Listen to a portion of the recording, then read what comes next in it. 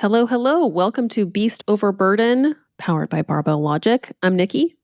And I'm Andrew. Yes, here we are. So, like I mentioned on our last episode, we are going to re-release some of our favorites here. And this one, it might be landing between Christmas and New Year, but we know it's still very important. This is one that I got to do with someone who I love to work with, Jillian Ward. Your coach. My coach. Yep.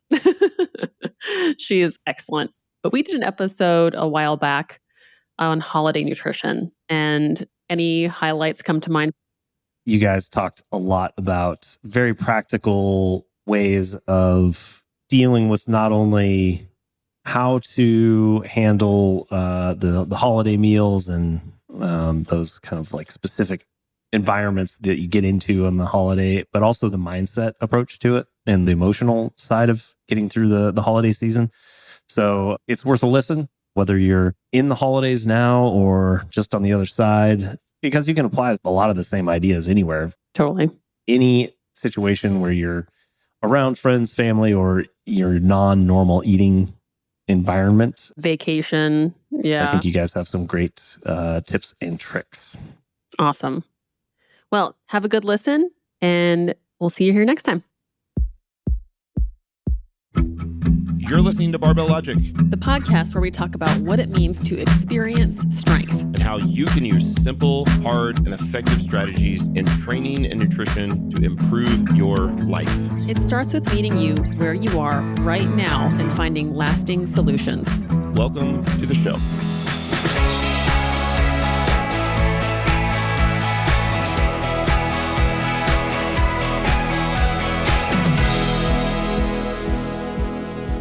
All right. Hello, everybody. Welcome back to the Barbell Logic podcast. I'm Nikki Sims here with the fantastic Jillian Ward again. And we just spent a few minutes reviewing what we're going to talk about today. And there's a lot of stuff we're going to cover, and I'm pretty excited about it.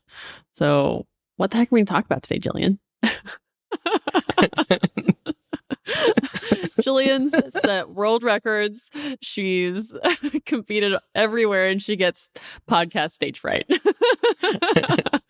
We're going to talk about mindful eating. We're going to talk about what motivates us to eat and understand our own behaviors and constructs and thoughts regarding food. But what we're really going to end up focusing on today are tips to getting through the holiday season, how to approach big meals, how to approach a holiday meal, with possibly with friends and family, and any special occasions where you would be eating differently than normal, and how to get through all of that without it showing up on our waistline. Ooh, that sounds fantastic, because we are heading into holiday season, but also this can be helpful for any time of the year, like vacations or birthdays, and any time where we're just tempted to be like, oh, it's special. I'll just eat exactly what I want for the whole time. Yeah, so this will be great.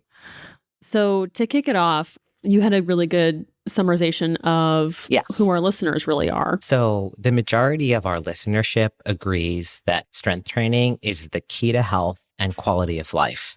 But we have vastly differing beliefs on nutrition, and possibly even conflicting beliefs within ourselves about nutrition. And some of us, these beliefs have changed as we started lifting. So I think those of us listening that participate all agree that we need to lift. But, we do, again, very, very, very different things to nutrition. Yeah. And no matter what you do, the very first step for anybody that wants to make changes is understanding their own thought patterns around eating, nutrition, any behavior related to food. So it's like in strength, we're trying to get more weight on the bar. We're trying to build muscle, and we're trying to show that we can move more weight on the bar. And there are like many ways you can skin a cat, really, with different types of programming, but it's like we're really trying to get more weight on the bar and kind of vary that as much as we need to. And then when it comes to nutrition, like, doesn't seem like we have that clear cut of a focus. Right, because there's so many other factors. So with our strength training, most of us train, 3 times a week, some of us 4 or 5, some of us twice. And that's once a day. So, when you look, we've got 3 to 5 occurrences during the week, and we know what our program is going to be. With food, with our eating behavior, we're eating, some of us are eating 3 to 5 times a day. Some of us are eating 7 or 8 times a day. Yeah. And we're not completely in control of it. Yeah. So we're eating with other people. We don't have food prepared. We have some kind of holiday or occasion. And there may be a time that we miss a meal that we didn't intend to. So there's so many other factors that get in the way as opposed to our lifting schedule. Including what you brought up just a few minutes ago, like the human behavior patterns around food. Absolutely. And that's really interesting because we're not robots. There's so much around it. So much. So in terms of separating it out, like we all know that we want to use food as fuel, but we've discussed several times that food is more than that. So we have social feelings about food. We all have cultural feelings about food, what we've grown up with, what's the norm in our house. I'll give you an example of that. You know, there's a lot of people that grew up in the clean plate club. You finished with what was on your plate. So for me, you know, my grandparents, you know, lived during the Depression. You're not wasting food. Yeah. And that got passed down to my parents. And not so much, well, I can't say that because I gave the dog my leftover so my parents wouldn't see me doing it. It was. You don't want to be wasteful. But, you know, take what you're going to eat. Okay. And then eat everything that you took. So some of it was also learning how to put a portion on your plate that you were going to eat and not waste. Yeah. But, you know, that's a cultural thing to grow up in a home where you don't waste food. And if it's on your plate, that you eat it. One of the cultures in my home growing up was if you're going to have a sweet cereal, you have to have a healthy cereal first. And like, is there really such thing as a healthy cereal that comes in a box? Maybe not. But yeah, I hadn't really thought about the different ways people are raised around food. Like you have to eat your food if you want to play, or, you know, you're not allowed to throw anything away. And then even parents take on the responsibility of like, well, the kids didn't eat everything, so I need to finish it off of their plate. Right. And how is food used in your family? And what is it linked to? Are you a family that eats large meals together, that you link that to happy times and holiday and celebration? Yeah. The behaviors that we've watched our parents do with food. You know, did your parents, you know, did they drink diet soda? Did they do these are things that get embedded in us and watching those behaviors. And then you add to that like emotional reasons for eating. You know, some of us eat when we're happy. Some of us eat when we're sad, when we're bored, when we're depressed. There's such a variety of things other than hunger that motivate us to eat. Some people just won't eat when they're feeling high emotions. Right. Yeah. And I mean, you look at something like depression could cause weight loss or weight gain. Yeah. Anxiety can cause weight loss or weight gain. So I think just coming to an understanding of the reasons that you're eating in addition to just it being fuel. And some of those things are like simple to say, I like the taste of food. You know, food makes me feel good. Some of us eat because we're afraid to be hungry. And I've experienced that with nutrition clients. It's like, well, if I don't eat now, I'm going to feel like this in a little while. Or we don't like the feeling of being a little bit hungry. Ooh, that's a big one right there. Yep. It's like we believe that being hungry is scary and wrong. Yep. Yeah. And even like the fear of missing out. Oh, so much FOMO. That something came your way. I mean, we've talked about this, like with the Girl Scout cookies. You have your Girl Scout cookies and I have Cadbury mini eggs stashed in my house. So I think I would ask everybody that's serious about training nutritional behavior to really evaluate the reasons why they eat. So how would you recommend even going about that? I think it could actually be linked to your food journal. Ooh, yeah. So if you're keeping both at the same time, well, chances are you've made some alterations if you're keeping some kind of food log. But I think even for a short period of time to maybe identify those reasons. And what you'll find is sometimes you don't even have a reason or you don't know. So I think linking that for a few days or a week in your food journal would be a great idea. So an example would be like writing down my breakfast of, 2 eggs, half a cup of egg whites, 1 piece of bacon, and like a cup of oatmeal. Would I just ask myself, well, why have I chosen to eat that? And then answer the question? Yes. But I would say if it's part of your norm, looking at it a little bit more big picture. So that's probably your normal breakfast, right? Yeah. So I don't know that would need something accompanied. If you had diverged from that and in the morning got up maybe and had, 2 cinnamon rolls or something outside of that. But even to write, so for your normal breakfast, did you eat that? Because to ask yourself, let's say the 2 eggs and piece of bacon, were you hungry? Did you eat because you always eat at that time? Right. Did you eat because like that's your breakfast, that's your pre-workout breakfast? So it could be as simple as something like that. Like you ate because this is what I eat every morning. I feel good if I eat this way. But I think what it will identify is the behaviors like when you make an excuse for something, like 2 nights ago was the Marine Corps birthday and we drank a little bit more beer than we probably normally would. And the excuse was that it was the Marine Corps birthday. So it was either drinking for celebration or rationalizing drinking by the excuse of celebration. Okay. So it's not meant to be critical of the reasoning of why you're doing things, but I think it helps to identify if you see a pattern. I like that. Yeah, you can really see your rationalization pattern or what emotions are coming up. Right. Like, you just may be a structured eater where that's where you eat for breakfast. Like, I eat this because it's what I eat. That's my structured eating. So I think it's just a better understanding because if you're going to make changes, I think you really need to know the background before making a change. And then you said to make sure you're not being judgmental about it. Right. It's not about judging it. It's just about like understanding it. And back to what we've talked about in previous podcasts is an awareness. Yeah. So it's not deciding that I ate a donut and that was bad. It's just I ate a donut because I wanted XYZ. Right. Boom. Okay, cool. And I mean, you could say, so let's say you said I ate a donut because I wanted a donut. And it sounds crazy to say, well, why did you want that donut? But I'm saying there's no answer that's a bad answer. Yeah. So if your true reason is I wanted the donut because it tastes good, that is your answer. So this is really just about a greater understanding of yourself. That's cool. I like this. Yeah. Sweet. I feel like that could be helpful for actually taking guilt away.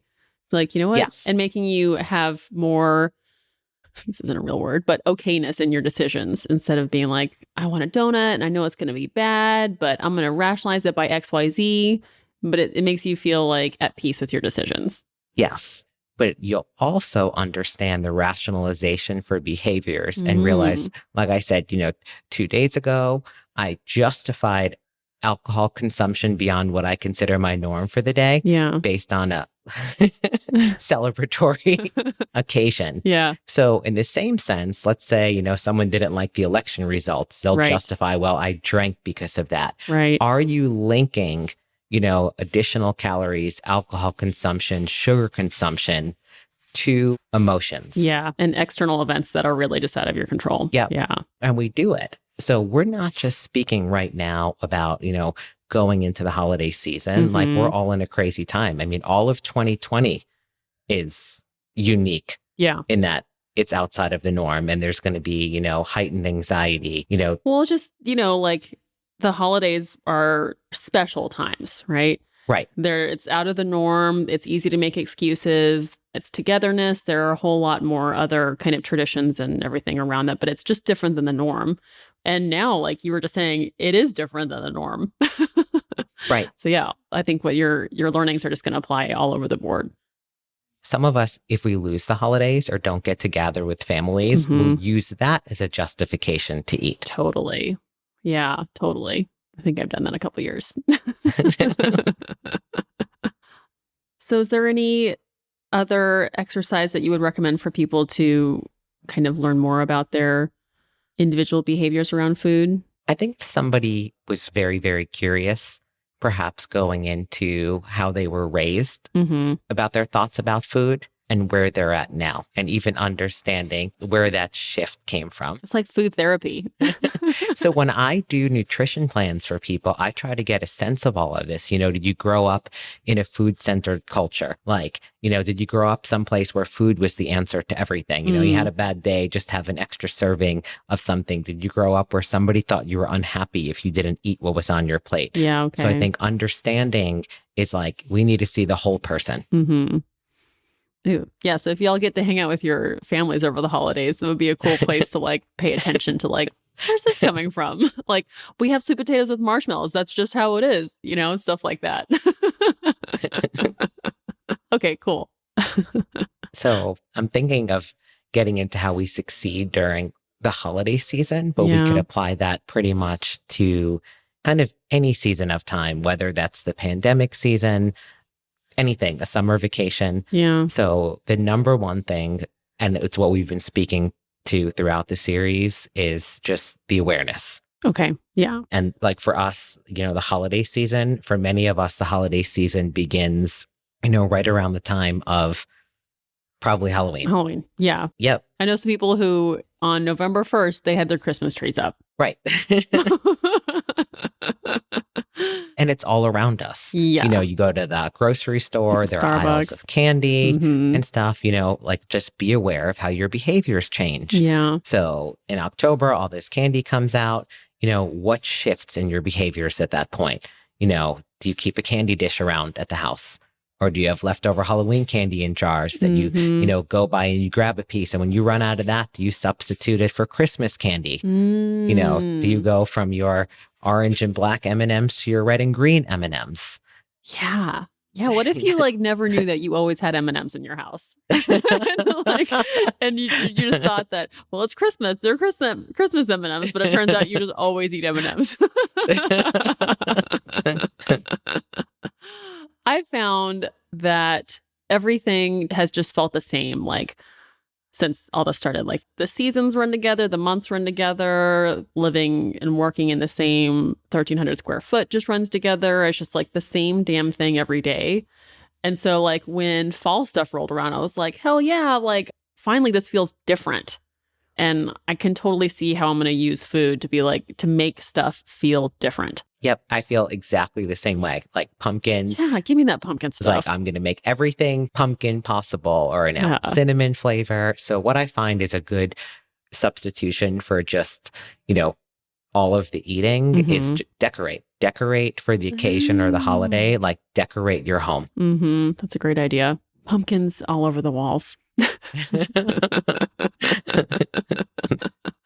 I think that's a fantastic idea because, I think to some extent eating and baking and everything is totally creative and it's an activity. So now you can use that as that creative outlet and to change your scenery with the different means that you won't eat. Get a scented candle. If you want the scent of the season in your home, I'll rotate my scented candles. And that's been exceptionally helpful with what you said, where it feels the same all of the time. Yeah. Nothing changes, and I'm it could change just something how powerful scent is. Went from fall scents and then I'll probably go into Christmas-like scents and you can't eat it. So there's no calories. I am going to find some M&M scented candle and I'm going to put that all over my house.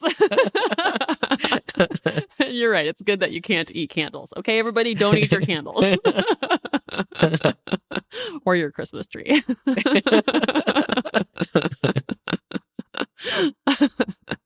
I like that.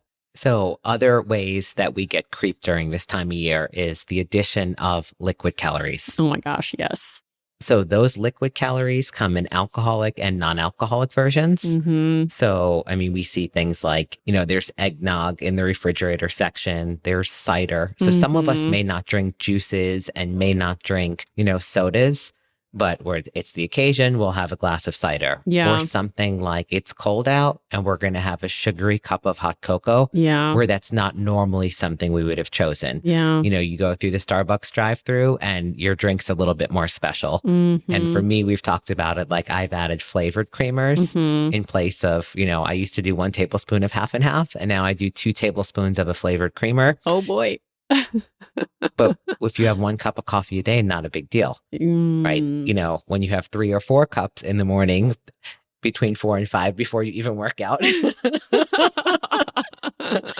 That's a few hundred calories. It is. Matt and I literally just did another podcast recommending that people drink eggnog if they want to put on weight.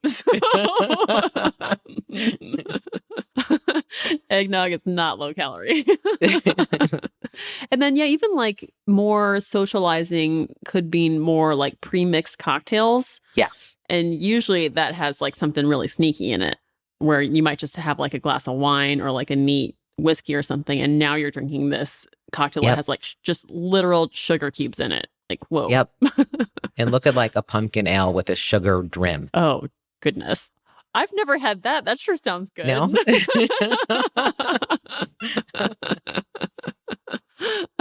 Good idea.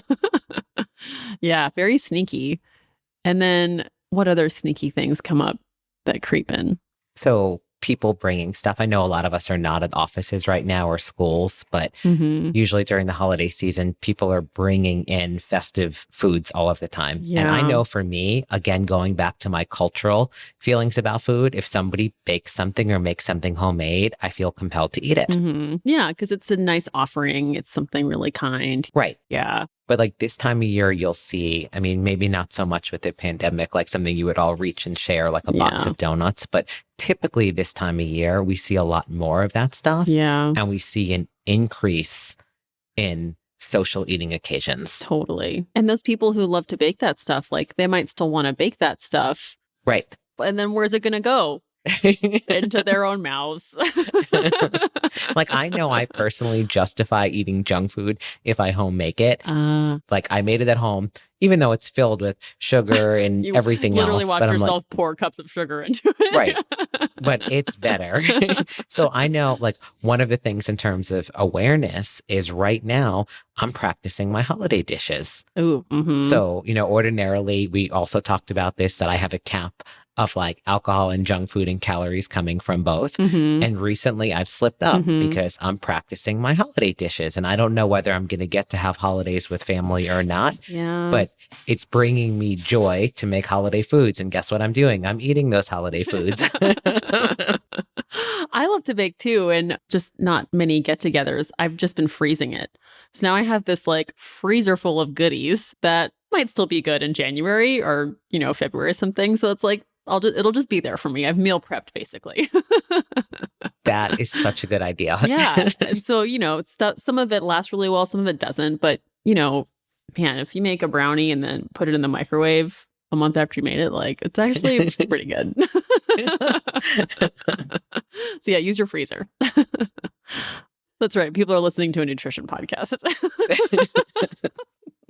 So we also have this like, there's just thought that everybody packs on holiday weight and that it's just okay. That's true. Yeah, we just are like, okay, time to get that winter bod going. Right. We're not going to be in a bathing suit. You hear the terms, it's bulking season. I've had several clients, even in the last week, it's like, oh, is now a good time for a bulk and stuff. And nobody would ask me that in July. True. Right. Is now a good time for a bulk. Yeah. So, basically we're inside.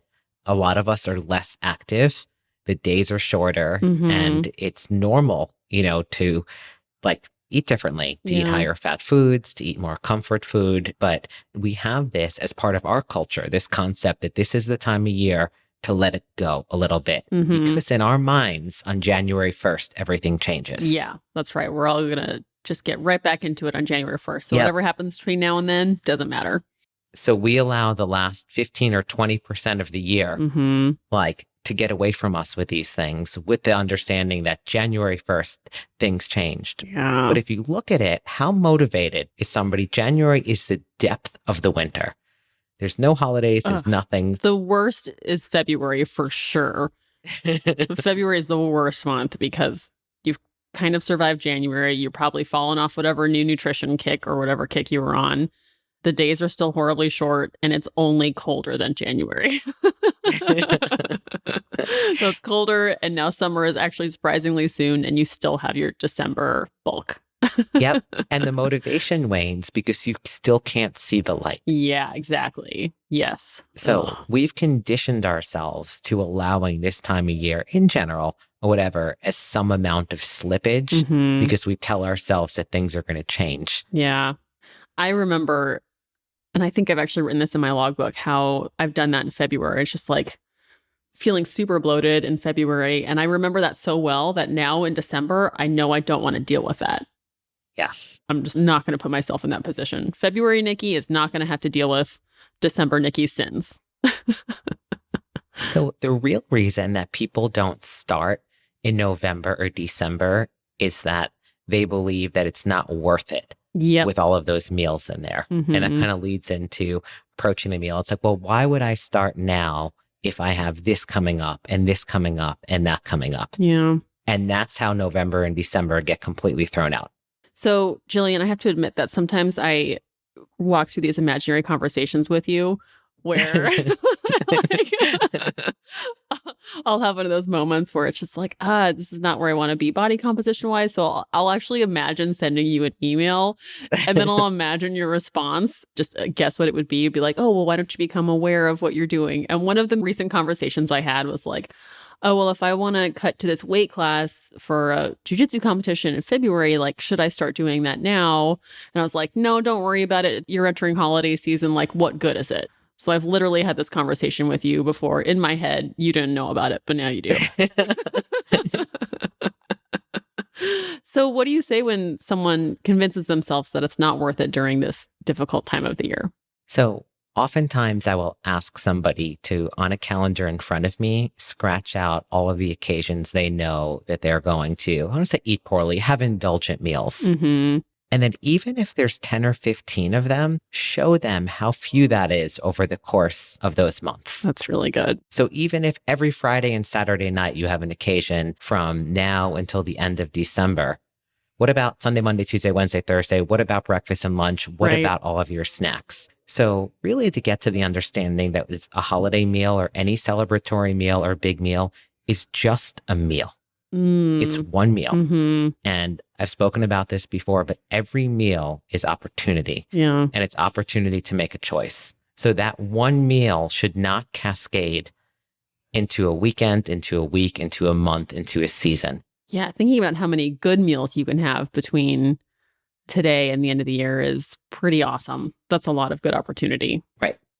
And you could make progress, even if you're somebody that wants to take off pounds. It may not come at the same rate with these interruptions, but you'll still get there. Because again, it's identifying, it's not, you don't get fat from one meal of high calories. You may get a little bloated, but it's true. You don't. Right. Yeah. Right. Yeah, totally. That's something that I think, well, we forget. I think showing people where they think there's just no reason to eat well because there are all these things that are going to get in the way and navigate obstacles, and to look at it differently. And like, those are challenges and those are obstacles, but you could still get to the finish line. You just got to go around them. Yeah, I like that. Ooh, what other ideas do you have? So like talking about pre and post going into either a big meal or a weekend of eating, or maybe a vacation. What do we do? So if we want to still be making progress, so for some of us, progress may look like maintenance, not putting on weight. For other ones of us, we're possibly looking to get leaner. What do we do before going into that meal, event, holiday celebration? And what do we do after that? So we know that meal, if it's one meal, maybe not such a big deal. But maybe we're going on a 3-day trip. Yeah. Maybe you're somebody that gets invited to 2 Thanksgiving dinners. Oh, yeah. Maybe there's 5 of them for you. Yeah. So it's really identifying that first, how many of those are coming up. And then it is okay to create a deficit going into that time. Okay. So let's say Thanksgiving is, because it's all a balance over time. Again, your body doesn't start and stop in any one day. Let's say you're going to have a normal Thanksgiving on Thursday. Okay. I would probably go into a slight deficit Monday, Tuesday, and Wednesday of the week. And when I say slight, probably eat 20% less than I normally would. Yeah, you don't want to be like so hungry that you're just going to start eating all your M&Ms. And so a couple of reasons for that. So, one of them is we don't want to create a binge behavior. Yeah. We want to feel good. Maybe we're not on like a crazy kind of diet, but I would go into a small deficit leading up to the day of. Okay. Not necessary, but it's a strategy if we're looking, say, to lose weight. Okay. Is to be eating if you're looking to lose weight, you're eating at a deficit anyway. Yeah. But somebody like me where I'm looking, so right now I made myself kind of a promise, was that I weighed myself on November 1st and I am going to be the same weight or lighter with the same waist measurement or smaller on January 1st. Oh, cool.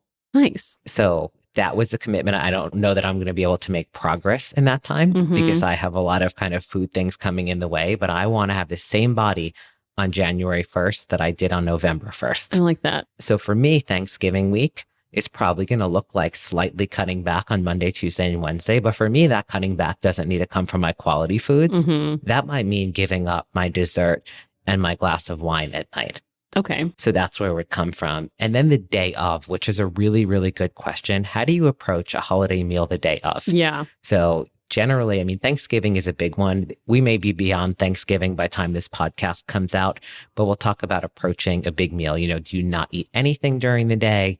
Several clients said, should I just have a few protein shakes before you go into it? Mm-hmm. So we know that large meal is going to contain an abundance of carbohydrate and fat. Yeah. Do you agree? 100% of each. Yes. It may have a bunch of protein like turkey or some kind of meat or whatever, but we know there's going to be no shortage of carbohydrates and fats. Yeah. So I personally like to eat something because for me, if I go all day until late in the afternoon and don't eat, not only do I not feel well, maybe I get shaky or a headache. For me, my digestive system is not prepared to handle what's coming at it. Totally. Yeah. And you'll also show up and have your first glass of wine on an empty stomach, and then you'll just be that girl. So for that alone, some people are accustomed to like intermittent fasting, and I'm not. Yeah. So I don't go into that big meal having nothing during the day. So I want to make sure that I'm well hydrated going into the day. Mm-hmm. And then for me, something like Thanksgiving, I'll probably have 2 small meals consisting of protein, relatively low fat, and some kind of fibrous carbs. That may look in the morning like a couple of eggs and a slice of toast. And that may be just like, Greek yogurt and fruit for lunch. Yeah. But relatively small meals, but something that's going to keep me sustained, keep me feeling good. And again, like you said, you don't want to go someplace and have that first glass of wine. And like, I've done that and like, I've been done. Yeah. It's like you're instantly hungover too, and then you just can't enjoy yourself. Yeah. Yep.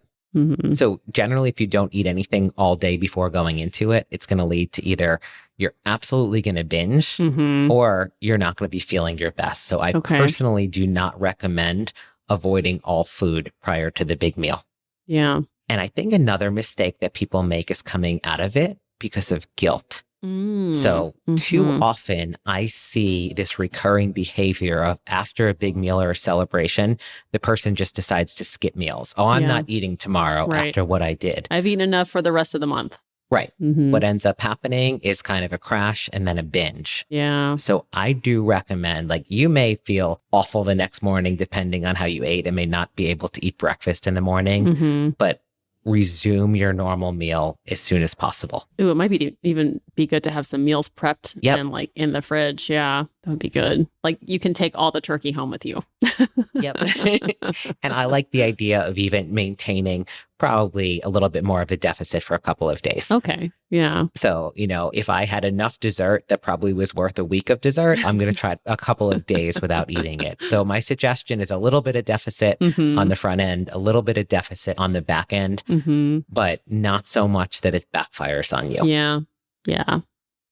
What about like, do you recommend that they do anything active? Like maybe make sure they train that day or go on walks or... That is a great question. If it's supposed to be part of your training, continue to do it. So there are other ways people try to work off, extra calories. Some of it may be extra exercising. To me, exercise or training should always be to grow you and never to punish you. I agree. So it should be to improve yourself and not to punish yourself. So I don't like looking at exercise as a punishment. It doesn't mean you can't add some extra cardio in the few days that follow, to balance a deficit out. But I would do whatever normal training you have. But I do recommend going for a walk and eating like you know that you're going to go for a walk. So if you sat down to eat your holiday dinner and I said to you, guess what? 30 minutes after you finish that meal, we're going to take a 2-mile walk. So what you're saying is make sure you wear stretchy pants. That too. But you may eat differently. Yeah, totally. So I think going for a walk is amazing. I think not only that it gets you away from the table and gets you away from the food. Yeah. There might be someone that you want to really catch up with and you can go on a walk with them. Yep. And so it's like another opportunity for some quality time. Or maybe you need alone time. And most of us eat even after we're full. And we don't understand why we do it. Back to understanding your food behavior. I did that last night. We served ourselves 2 desserts because the slice of pumpkin pie that was left was not what I considered adequate. So rather than eating a smaller piece of pumpkin pie, I had a second dessert on my plate. Totally makes sense in the moment, right? And rather than stopping after one and evaluating that pumpkin pie was in fact enough, I went on to eat two. So what I'm saying is I still make mistakes. Yeah. We all do. You evaluate it and you kind of move on from there. Yeah. So yes, I definitely advocate going for a walk on the day of and sticking to whatever your normal training is. Yeah. I like that. Yeah. Like you said, like you want to still feel like yourself, and training is probably going to make you still feel like yourself. Yes. As much normal behavior on days that are big eating, as much normal behavior as possible, I think is what's best. Yeah. I think one of the best things you could do is to set rules for yourself, especially if you have a lot of occasions during this time. Ooh, okay. And the way that should occur, your rules should be triage. What is your biggest downfall? So again, back to the beginning of our conversation is understanding your food behavior. So is your biggest downfall the desserts? Is your biggest downfall that you eat like 12 portions of carbs at your holiday dinner? Is your biggest downfall going to be the drinking? So I think you start with the thing that is your biggest offender. And with food, it's the thing that's probably providing the most calories that you don't need, and set a rule for that. Whether that rule is, I'm going to choose something simple. It could be like there's 5 different kinds of bread at the table. I'm going to get 1 portion of that, 1 portion of another carb, and the rest of my plate is protein and veggies. The rule could be I have 3 alcoholic drinks tonight. The rule could be I get 1 dessert. And if I want something else, I'll ask for a piece to bring home. And it doesn't have to be all of those things, but identify the one that is so given for you. What would be your downfall? I was just thinking, it's definitely that I continue to eat after I'm full on holidays. Like I'll just be like, oh, is there candy around? Let me eat that candy. Is there another piece of pie? Like, let me eat that pie too, even when I'm just like totally uncomfortable. So it's understanding, where does that come from? Is it fear that if you don't eat it, you won't get it? Like that you're going to miss out on that food? So like one of the things that I suggest is if you don't get to have those foods because you're full, is packing those foods to go. Yeah. So let's say you packed 6 different things to go, eating all of those 6 things. Maybe you don't want to sit down on binge on them, but if you put them in your freezer and then spread them out over a couple of weeks in reasonable quantities, it's not that bad. Yeah. So a lot of us do have the fear of something like that. And we're conditioned to just sit and eat. Yeah, it's totally because it's just like, it's a special day. I get to do what I want on this special day. For instance, do you make a larger plate at a holiday meal? No, but I'll usually have like 2 plates. I don't pile it on because I know I'm going to eat more. So if you look around at the plates around you, do you agree that most people pile it on? Yeah. Yeah. I'm not one of those, but I'll just have, what did you call it? A volume or intensity? You're an, yeah. Yes. You're an intensity eater. I'm an intensity eater, 100%. But then on those days, I'm also a volume eater. But yeah, with the idea of, just bringing it home with me means that I can integrate that specialness in a way that still works for how I want to eat. Like, oh, I don't want to miss out on these whatever desserts. I'm like, okay, well, I'll still have them as a dessert later this week and it'll still feel like a special thing, but it fits within my realm of goals, right? Right. Okay, that's cool. Thanks for walking me down that street. So what you do is I would recommend somebody make a normal size plate.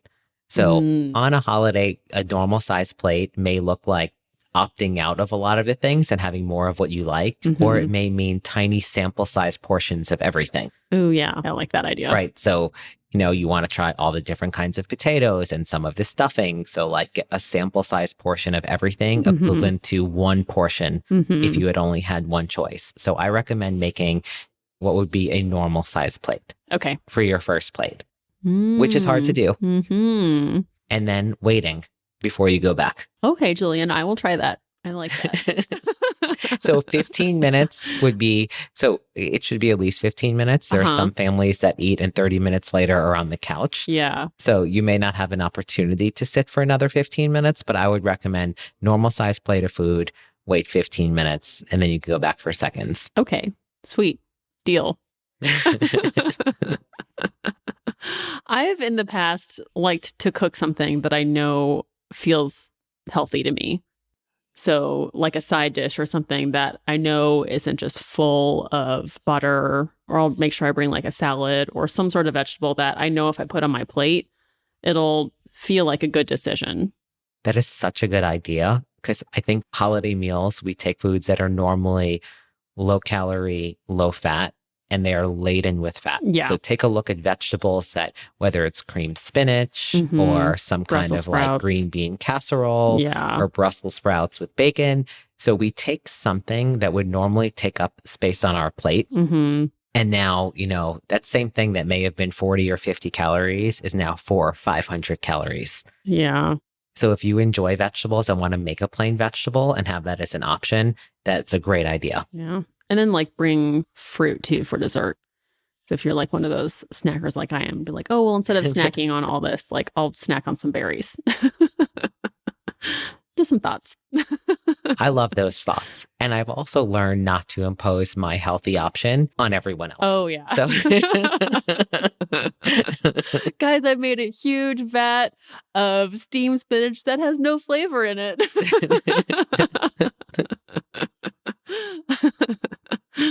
I don't remember, because we may have just talked about it before we got on the podcast. Did we talk about the volume and intensity eaters? No. Okay. Just a second ago.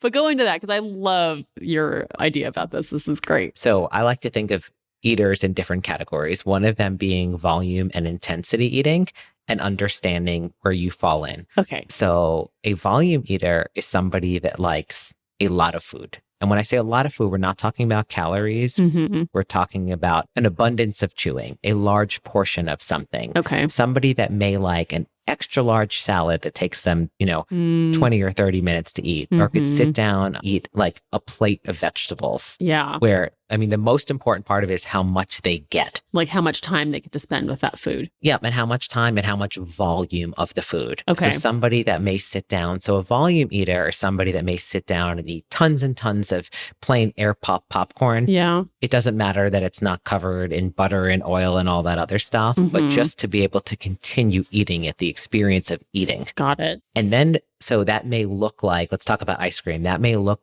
like eating an entire pint of a low calorie or low fat ice cream. Like I'm going to eat the pint of Halo Top, which is nothing, because I could probably put down a half gallon. But anyhow.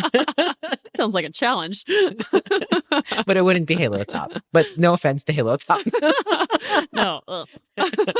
So, and then it's what I call intensity eating. Mm-hmm. So where you kind of go right for the highly caloric, very, very tasty, generally higher fat stuff, which may be happier having like a scoop of Haagen-Dazs or say a premium ice cream with a very high fat content, and would never, ever, ever touch the Halo Top. Yeah, because the taste is so good.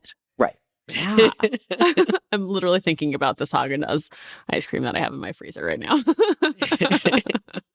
So they go in for it like, they want, a big giant breakfast. They don't need the big giant breakfast with tons of fruit or tons of this and stuff. Like they may want like, one sausage, egg and cheese biscuit or a buttery croissant, generally higher fat content and higher calorie content, but less volume of food. So really, it's like you could eat the same amount of calories, but either be, in some cases, be a volume or an intensity, but the same amount of calorie is consumed. So recognizing this about yourself, and there's no right or wrong about being a volume or intensity eater, and those things even change. And you could kind of be a mix. You don't need to fall on one side or the other of it. I know I've definitely been both over all this. Yeah, it's interesting. Yep. Yeah. Generally, when people start reducing calories, so when somebody is in a deficit, I will often see somebody going from being what I call an intensity eater to being more of a volume eater. 100% have done that. Yes.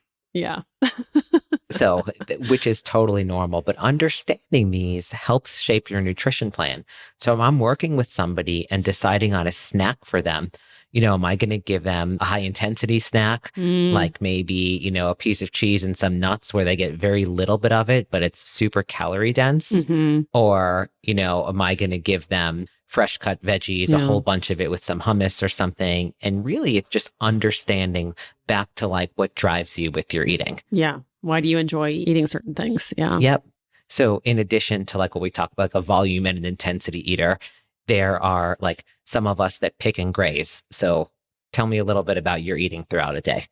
Throughout the day, I generally will have mostly meals, except for around snack time. Then I'll graze on fruits, nuts, vegetables, snack grazer. Then I'll have meals. And then at nighttime, I'll have a meal, but then I'll also graze again on desserts. So how many times a day would you say you have an eating occurrence? 3 meals, and then probably like another 3 or 4 snack grazing sessions, I'll call them.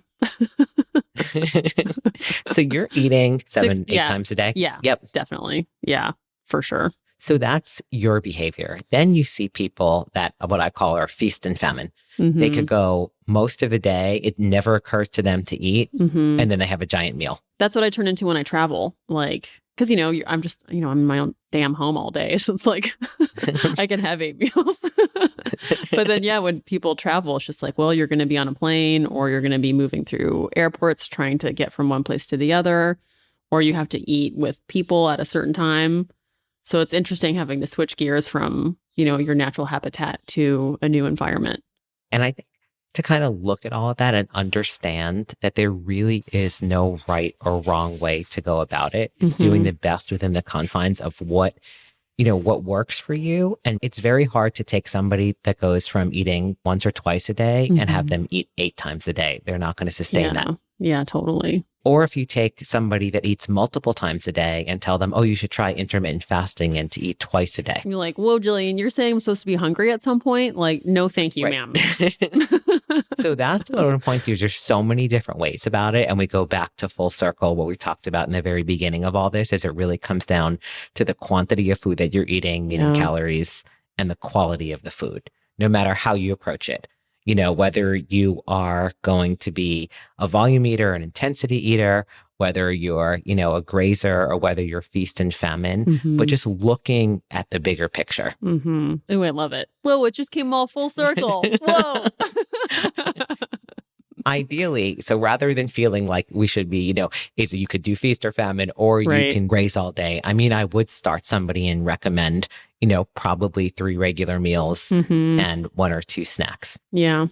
Well, that's really cool. I love the idea of being okay with whichever one you're doing, but just having some awareness of where it's coming from. Yep. And just making the best choices within that. Because I've seen it all work. I've seen people do intermittent fasting and have great results.